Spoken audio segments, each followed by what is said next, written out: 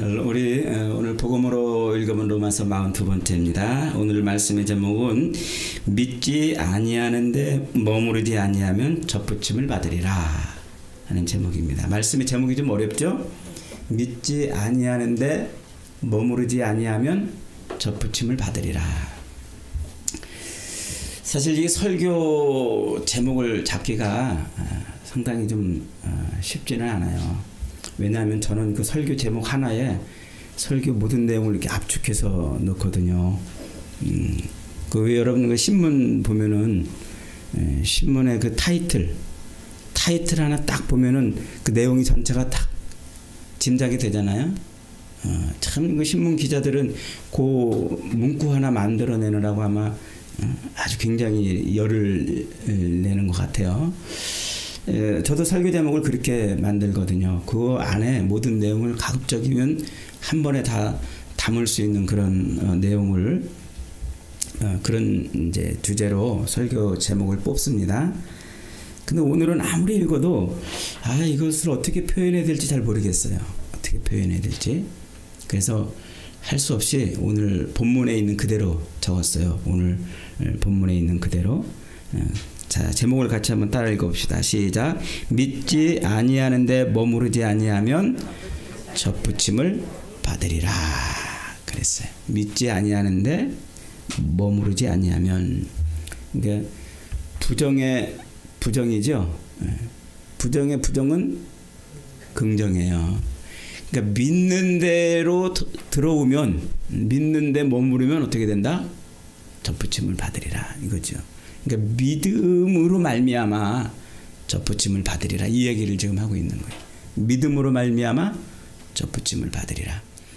그래서 지금 이 이방인들, 유대인들을 제외한 모든 사람들을 다 이방인이라 이렇게 성경은 표현을 하고 있는데, 그 이방인들이 예수를 믿는, 이방인들이 믿음의 세계로 들어오는, 이방인들이 하나님 나라 백성이 되는 유일한 길은 뭐라고요? 믿음 안으로 들어오는 거예요. 믿음밖에 없어요.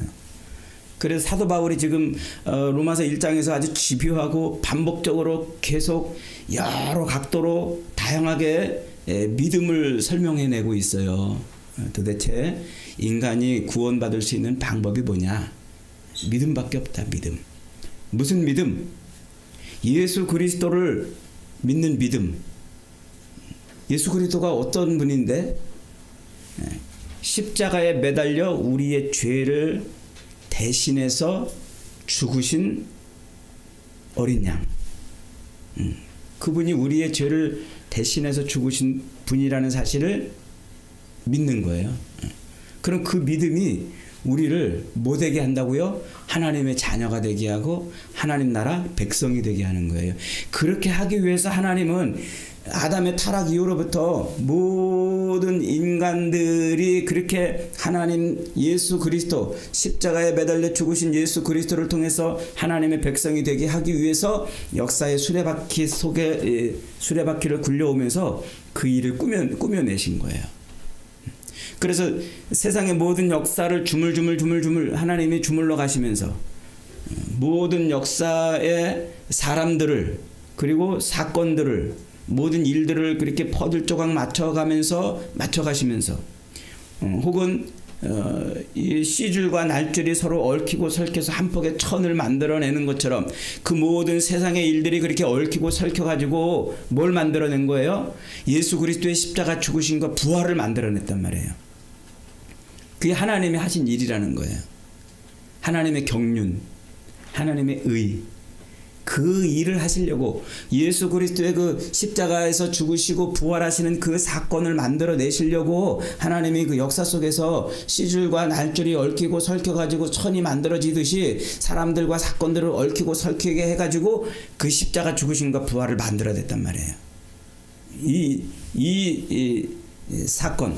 그래서 그 하나님이 만들어낸 그 예수 그리스도의 십자가 죽으심과 부활을 나를 살리는 일로 아멘으로 받을 때, 그때 우리는 뭐가 된다고요? 하나님의 백성이 되고 하나님 나라에 들어오는 거예요. 그걸 지금 바울은 이 감람나무라는 비유, 이 올리브나무라는 비유를 통해서 지금 설명해주고 있어요. 그러니까 하나님의 백성이 된다는 게 뭐냐면 올리브나무가 있잖아요. 큰 이제 기둥이 있고 거기에 여러 가지들이 지금 이렇게 이제 있는데 그 올리브나무가 종류가 여러 가지가 있어요. 참 올리브나무, 돌 올리브나무 그런 게 있는 거예요. 우리도 왜 복숭아가 아주 그냥 열매를 탐스럽게 맺는 그런 복숭아도 있지만 개복숭아도 있고 그렇잖아요. 그러니까 아주 탐스러운 열매를 맺히는 그런 나무, 그 올리브 나무에 돌 올리브 나무, 정말 먹을 수도 없는 그런 올리브 열매를 맺는 그 나무의 가지를 똑 잘라가지고 여기 참 올리브 나무에다가 접붙였단 말이에요. 접붙였다. 그래서 참 올리브 나무에서 올라오는 그 뿌리가 빨아들이는 그 진액, 수액을 통해서 접붙인 그 나무가지에 돌 올리브 나무 가지에 뭐가 맺혀지는 거예요? 참 올리브 나무 올리브 열매가 맺혀지는 요런 현상을 비유로 해가지고 하나님 나라 백성이 된다는 게 어떤 것인지를 지금 말해주고 있는 거예요. 그러니까 하나님께서 자기 백성들, 하나님의 나라를 이룬 그 자기 백성들을 통해서 수많은 사람들을 거기다가 가지치기 해가지고 접붙이듯이 그 원 올리브나무, 참 올리브나무에 거기에 꽂아 놓는 거예요. 꽂아 놓으면 그 돌 올리브나무의 열매들이 어떻게 돼요? 참 올리브 열매를 맺는 거예요. 아주 풍성하고 탐스럽고 먹음직스러운 그 진짜 올리브 열매를 맺는 거죠. 그 비유를 통해서 지금 우리를 하나님 나라 백성됨의 모습을 설명해 주고 있어요. 그럼 그 원 올리브 나무라는 게 뭐냐? 참 올리브 나무라는 게 뭐냐? 원 가지가 뭐냐? 그게 지금 이스라엘이었다는 거예요. 이스라엘. 그래서 하나님이 이스라엘이라는 그 나라, 세상의 수많은 족속들 중에서 하나님이 한 족속을 톡 택해가지고 그들을 이스라엘이라고 만들어 놓고 하나님의 백성이라고 칭했다는 거예요. 하나님의 나라의 모형을 보여주려고, 하나님 나라의 모형을 보여주려고 이스라엘 족속을 택해가지고 하나님 나라로 삼았다는 거예요. 그래서 하나님 나라가 어떤 건지, 하나님 나라가 어떤 모습이고 하나님 나라 백성으로 사는 것이 어떤 건지를 그 이스라엘로 하여금 세상 사람들에게 보여주려고 했다는 거예요. 보여주려고. 그러니까 이스라엘 백성들, 유대인들을 딱 보면, 그들을 보면 뭘 볼 수 있는 거예요? 하나님 나라를 보는 거예요. 유대인들을 딱 보는 순간 하나님 나라 백성들은 저렇게 사는 거구나 하는 것을 볼 수 있다는 거예요. 그러기 위해서 하나님이 이스라엘을 택하시고 하나님 나라로 만들어 놓으신 거예요. 그러면 그 이스라엘이라는 나라를 하나님께서 만들어 놓으시고 세상의 수많은 나라들 중에서 특별히 구별해 가지고 이들을 하나님 나라로 만들어 놨는데 그 하나님 나라의 모습이 뭐냐? 모습이 그게 모세를 통해서 시내산 밑에서 십계명 언약을 주면서 체결했던, 그리고 성막을 지으라고 말씀하시면서 제사법을 만들어 주셨던 바로 그 모습이에요. 그 모습. 그러니까 하나님이 이 이스라엘 족속들을 애굽에서 종살이하고 있던 그 족속들을 꺼내 가지고 시내산 밑에 모아 왔잖아요. 홍해를 건너서 시내산 밑으로 모아 왔잖아요. 그래서 그 시내산에서 1년 동안 머무르면서, 광야로 아직 쏟아져 나가지 않고 시내산 밑에서 바로 1년 동안 머무르면서 그들이 정비를 해요. 무슨 정비? 하나님 나라로 거듭나기 위한 정비를 해요. 그래서 그 하나님 나라의 모습이 어떤 모습이냐면, 첫째가 하나님의 법을 따라 사는 거예요. 하나님의 법. 그래서 하나님이 이 이스라엘 백성들에게 하나님의 법을 주세요. 법. 그게 뭐예요? 그게 율법이란 말이에요. 십계명 돌판으로 대표되는 그 율법을 이스라엘 백성들에게 주셔요. 그래서 그 십계명 돌판으로 대표되는 그 율법은 세 가지가 있다고 그랬죠. 하나는 제사법. 하나님 나라 백성들은 그렇게 하나님 앞에 뭐를 하는 거예요? 자기 죄를 용서받기 위해서 하나님께, 거룩하신 하나님께 나갈 수 없으니까, 죄가 있는 상태로는 거룩한 하나님을 만날 수도 없고 하나님과 하나가 될 수도 없으니까. 왜? 이미 아담이 지은 그 죄 때문에 하나님하고 단절이 일어났잖아요. 그러니까 하나님과 분리되고 단절이 일어났기 때문에 하나님의 백성들은 그 분리와 단절을 해결해야만 돼요. 그 분리와 단절, 하나님과 분리되고 단절된 그 단절을 해결하는 방법이 뭐냐면 제사란 말이에요. 흠없는 동물을 잡아다가 자기의 죄를 거기에다가 전가시키고, 그리고 그 동물을 하나님이 제사하라고 주신 그 방법대로 제사하는 거예요. 번제와 화제와 소제와 화목제, 속건제, 이 5가지 제사 방법으로 그 제물을 불에 태워 죽이는 거예요. 그래서 내가 죄인인데 그 제물을 대신 죽임으로써 내 죄가 용서되는 거예요. 내 죄가 용서됐으니까 하나님과 어떻게 돼요? 하나님과 교통이 가능해지는 거예요. 이제 하나님은 그 동물을 잡아 죽이시는 그 제사하는 방법을, 그 방법으로 우리의 죄가 용서받을 수 있다고, 용서되었다고 그렇게 선언을 해주시는 거예요.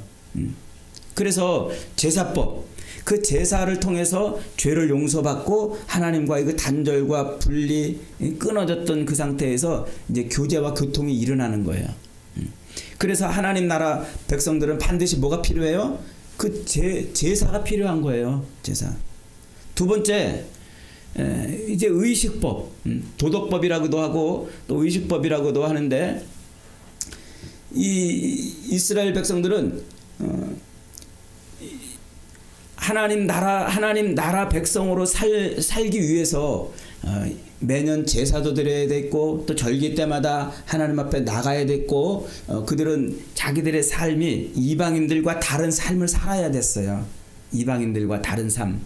그래서 이방인들이 사는 것과 다른 방법으로 살도록 만들어 놓으신 것이 바로 이제 의식법이에요.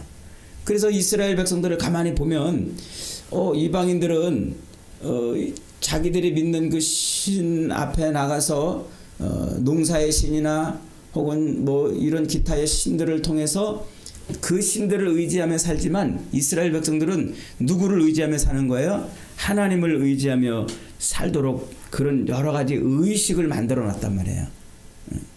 그래서 하나님이 자기 삶의 통치자, 왕이시라는 사실을 그 의식법을 통해서 인정하고 행하고 드러내는 거예요. 그 다음에 세 번째가 재판법이라고 이제 말하는데, 백성들 간에 서로 뭐 도둑질하면은 얼마를 배상해주고, 또 남을 상하게 하면 어떻게 배상하고, 이런 거. 거짓말하면 안 되고, 남을 속이면 안 되고, 남의 것을 착취하면 안 되고, 남에게 해를 끼치면 안 되는 이런 법. 그러니까 오늘날 우리가 지금 쓰고 있는 이런 법과 비슷한 거죠. 서로 간에, 사람들 간에 서로 어떻게 살아야 되는지, 어떻게 잘못을 했으면 재판을 어떻게 받고 해야 되는지, 이게 이제 재판법 혹은 이제 시민법이라고도 이렇게 이제 표현을 하는데, 그런 법을 통해서 우리들 간에 우리들 사이에 하나님의 법대로 처리하면서 우리들 사이에 누가 중재자? 하나님이 중재자라는 것을 드러내는 거예요.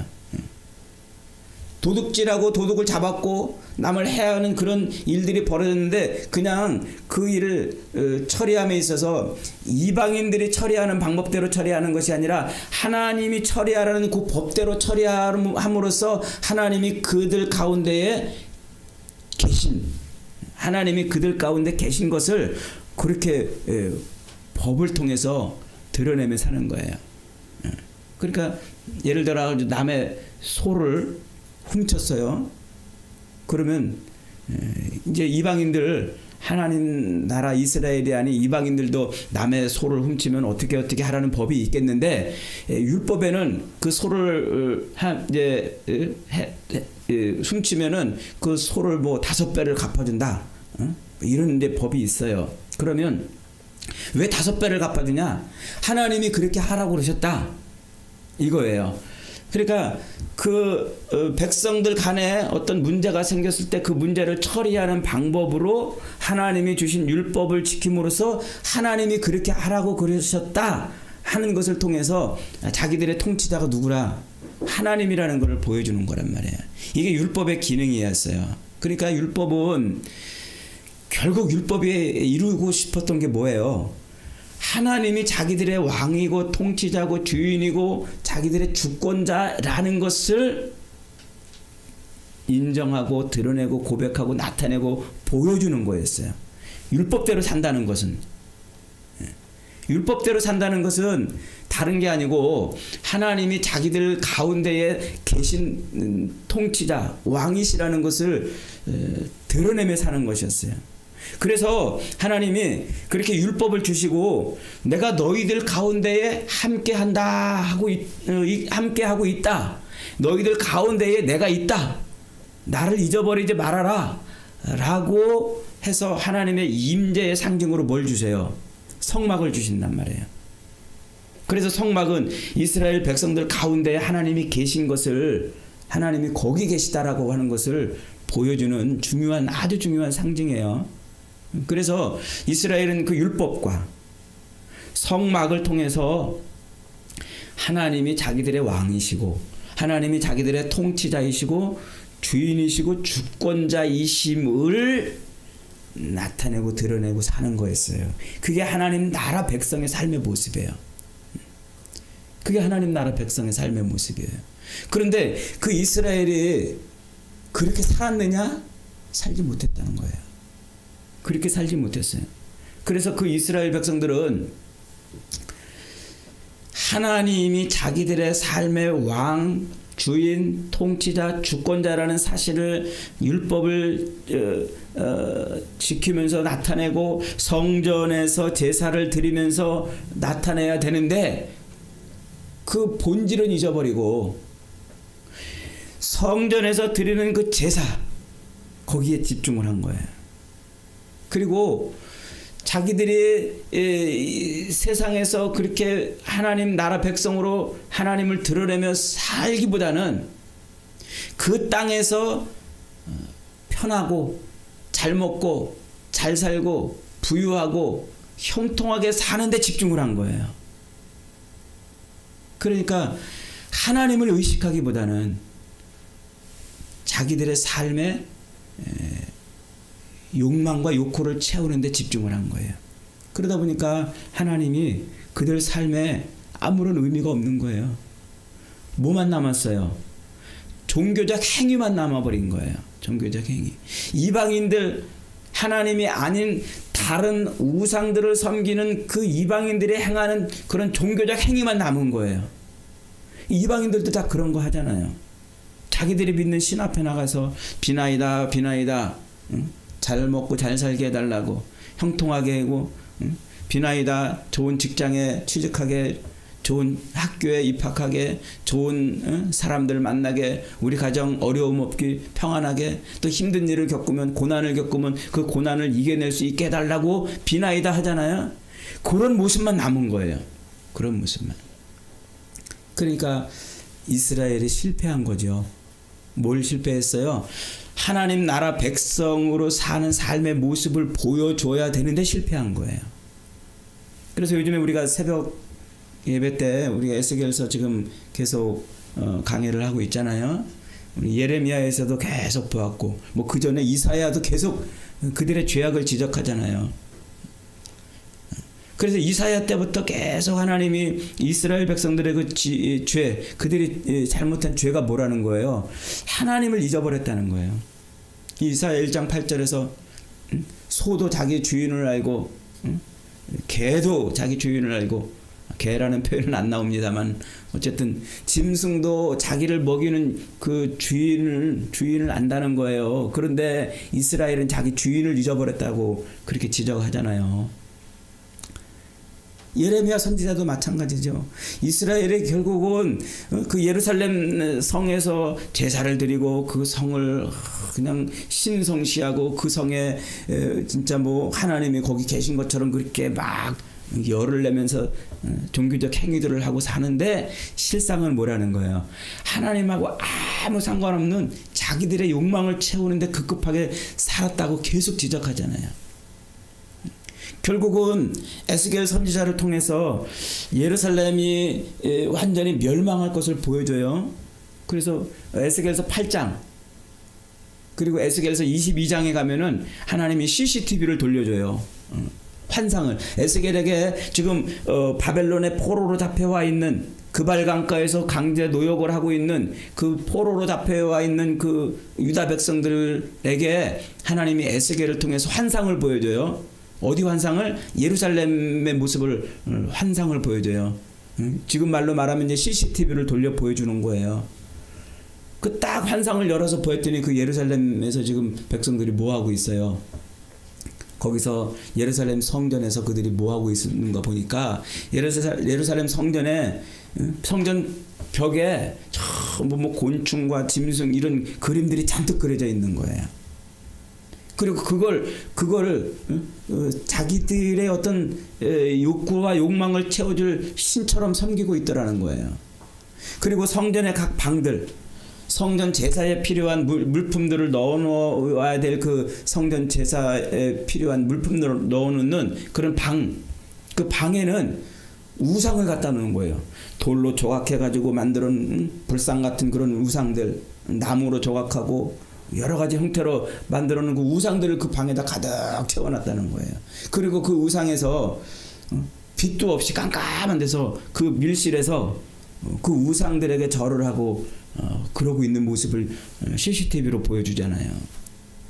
그리고 또 세 번째로 예루살렘 그 성전의 그 뜰에서 여인들이 모여가지고 담무스를 위해서 애국을 하는 모습을 보여줘요. 그 담무스는 그 농사의 신을 이방의 그 농사의 신을 지칭하는 건데, 그리고 그 우상들을 향해서 노래를 부르고 곡을 하는 이런 일을 벌이고 있고, 또 제사장들은 어떻게 하고 있었어요? 성전 문을 등지고서 동쪽에 떠오르는 태양을 보고 제사를 드려요. 예루살렘 성전 문은 이 동쪽에서 동쪽으로 문이 향해져 있어요. 그러니까 성전 문 앞에 딱 서면은 저 동쪽에 이렇게 이제 보이는 거죠. 그러니까 성전에 들어가려면 동쪽을 등지고 이제 성전으로 들어가게 돼 있는 거예요.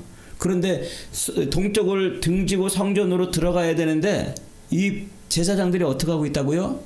거꾸로 성전 문을 등지고 떠오르는 태양을 향해서 그 태양을 숭배하고 절을 하고 있는 그런 모습을 환상으로 보여줘요.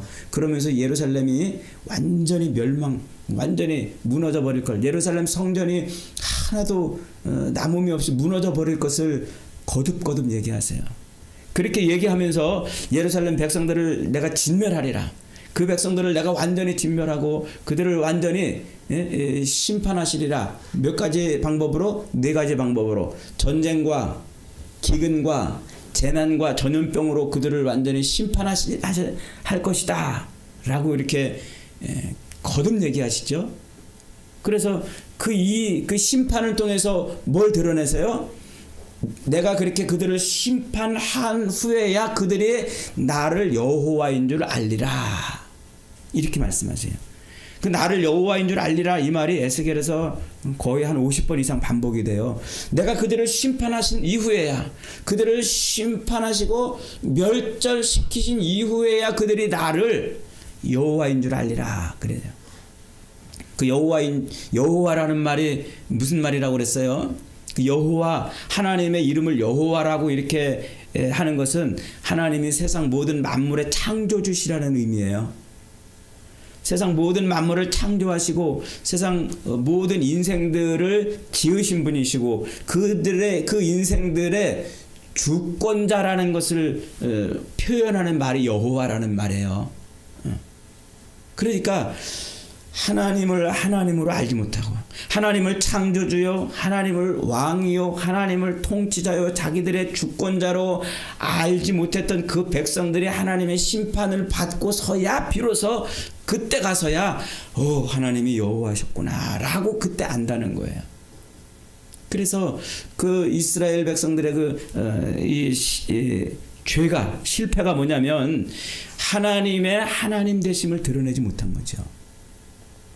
그래서 하나님이 죄로 물들어 있는 하나님의 나라로 이렇게 따로 모아가지고 하나님 나라 백성으로 살도록 해주신 그 이스라엘이 그렇게 살지 못하니까 그들을 심판하시고 그들을 멸하시고서 새로운 백성을 모아내신다고 그랬어요. 새로운 백성. 그래서 그 새로운 백성들을 모아가지고 그들 마음에 뭘 주신다? 하나님의 율법을 주신다 그랬어요. 옛날에 율법을 어디다가 주셨어요? 돌판에다 줬단 말이에요. 돌판에다 새겨서 줬는데 그 돌판에 새겨준 그 율법조차도 그들이 그렇게 내동댕이 치고 자기들이 그 하나님의 법대로 살지 않고 자기들이 하고 싶은 대로 했어요. 그러니까 하나님의 하나님 되심을 거부한 거죠. 그래서 하나님이 그 돌판에 이제 새겼던 것을 바꿔서 어디다 새긴다고요? 그들 마음에 새긴다고 그랬어요. 마음에. 새로운 백성들을 모아가지고 그들 마음에 새겨서 그들이 하나님의 법을 지우고 싶어도 지울 수 없게, 그들이 하나님의 법을 왜곡하고 싶어도 왜곡할 수 없게 그들의 심령에 하나님의 법을 세워놓으신다. 그 다음에 하나님이 이루시려는 게 뭐냐면 그 다음에 나오는 말씀이 그거예요. 나는 그들의 하나님이 되고 그들은 내 백성이 되리라. 그러니까 하나님이 심판하실 때는 심판을 통해서 내가 여호와인 줄 알게 하리라 하는 말씀을 반복하시고, 새로운 백성들을 모아내시면서 그 마음의 율법을 주시고서 새로운 백성들을 하나님이 모아내시면서 반복하시는 말씀은 나는 그들의 하나님이 되고 그들은 내 백성이 되리라. 이것이 이스라엘 백성들의 실패함으로써 이루어지는 모습이에요.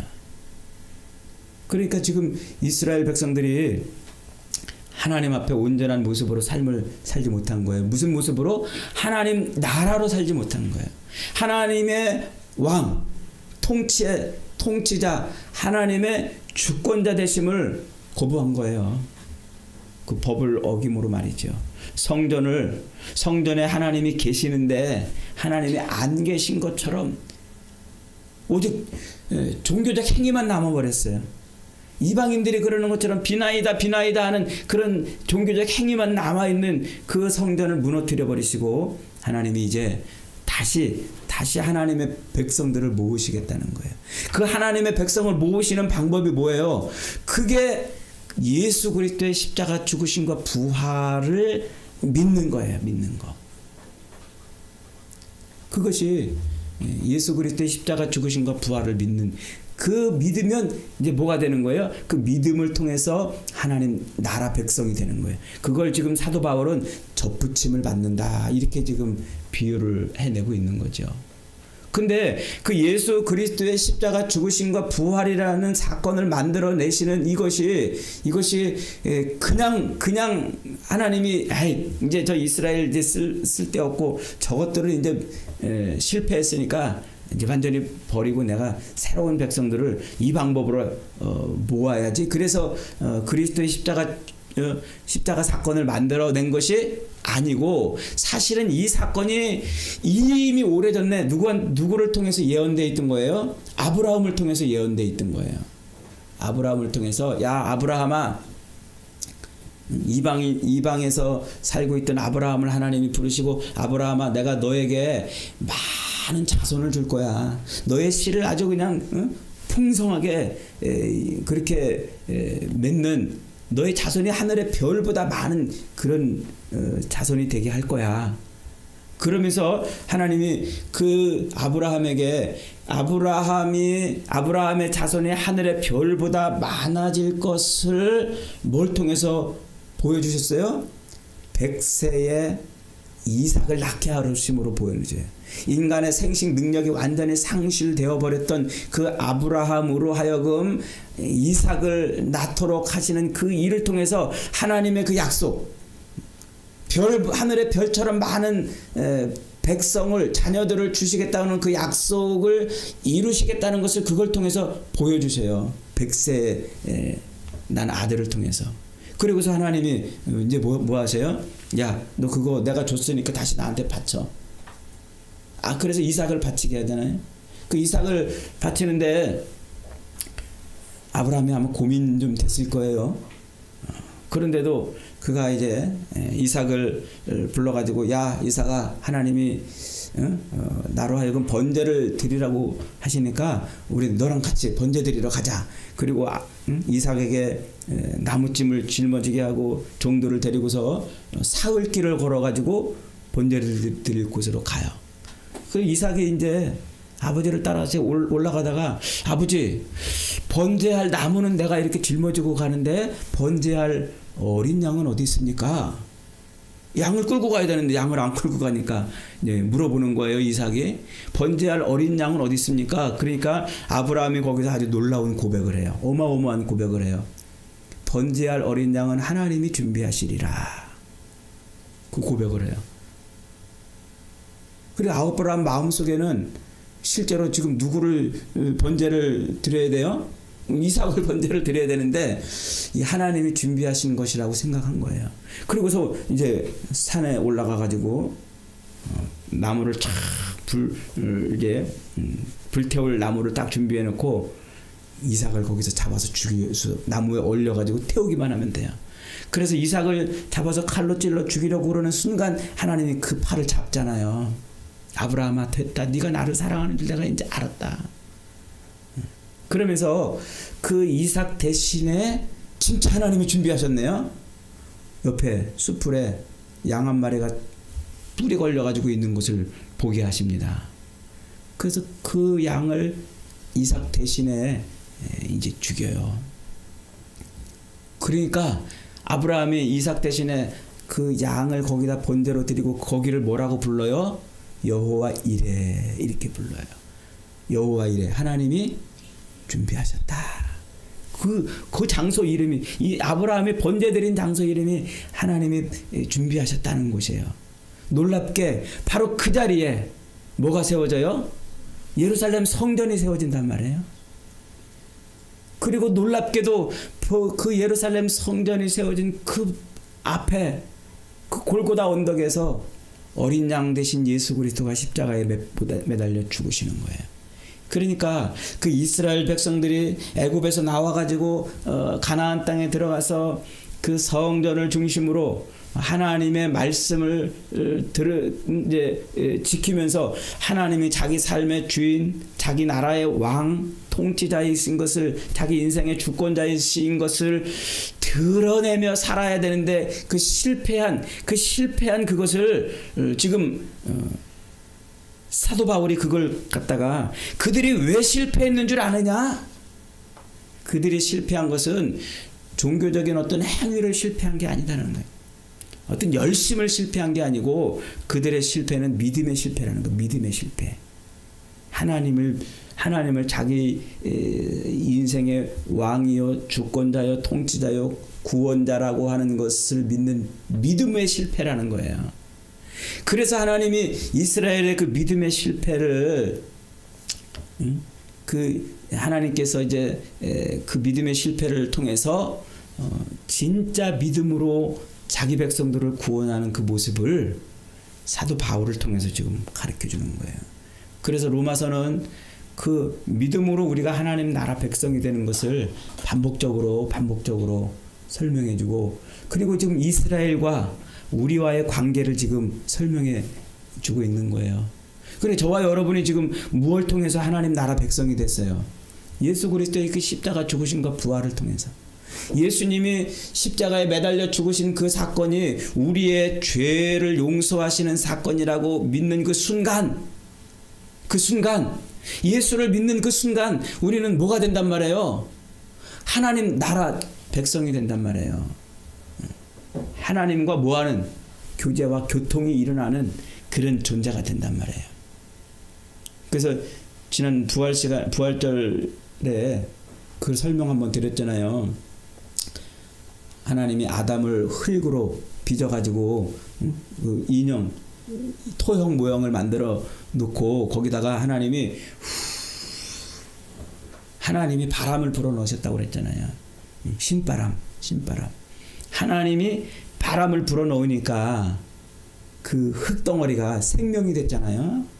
그래서 하나님과 교통하는 존재가 됐는데, 그만 하나님의 법, 모든 것은 너희가 마음대로 먹되 선악을 알게 하는 나무 열매는 먹지 말아라 라고 하신 그 법을 어김으로써 하나님과 분리되고 단절돼 버렸잖아요. 그래서 생명이 사라진 거예요. 생명이 몸에서 빠져나간 거예요. 그 몸에서 빠져나간 죽어있는 진흙덩어리 같은 우리를 하나님이 다시 하나님과 교통하게 하는 그런 방법으로 예수 그리스도를 십자가에 달아 죽이셨단 말이에요. 그래서 그 예수를 믿으면 생명이 들어오는 거예요. 하나님의 숨이 들어오는 거예요. 그래서 예수님이 부활하신 다음에 요한복음 20장에서 제자들과 만나서 식사를 하고 숨을 내어 가라사대 성령을 받아라 그런단 말이에요. 그러니까 예수 그리스도가 우리를 대신해서 십자가에 못 박혀 죽으셨다는 사실을 믿으면 우리는 생명이 되는 것이고, 생명이 됐다는 것은 곧 하나님 백성이 됐다는 거예요. 하나님의 자녀가 됐다는 거예요. 하나님과 뭐하는 존재? 교통하는 존재가 됐다는 말이에요. 그래서 하나님과 교통하고 교제하고 하나님의 통치를 받는 하나님 백성이 됐다는 거예요. 저와 여러분이 지금 그런 존재가 됐다는 거예요. 여러분 예수님 믿으세요? 네. 여러분이 그러면 하나님 나라 백성인 것을 믿으십니까? 네. 그거예요. 그래서 우리를 그렇게 하나님 나라 백성이 되게 뭘로? 믿음으로 그렇게 했다는 거예요. 믿음. 우리의 행위가 아닌 종교적인 행위, 성전에서 드리는 어떤 그런 종교적인 행위가 아니고, 법을 지키는 그런 행위가 아니고, 613개의 그 율법의 조항을 막 365개의 하지 마라, 284개의 하라라는 그 613개의 율법적 조항을 지켜가지고 하나님 백성이 된 게 아니라, 그래서 우리가 하나님과 교통하는 존재가 된 게 아니라 예수 그리스도를 믿음으로 하나님의 백성이, 그 믿음으로 되었다는 거예요. 믿음으로. 그래서 이 믿음을 잃어버리지 말라는 거예요. 우리가 잘나서 그런 거 아니라고. 그래서 바울이 지금 여기서 말하고 싶은 게 그거예요. 하나님 앞에 순종하면서 그 믿음을 온전히 붙들고 살아라. 자, 23절 오늘 설교 제목을 뽑았던 구절입니다. 시작.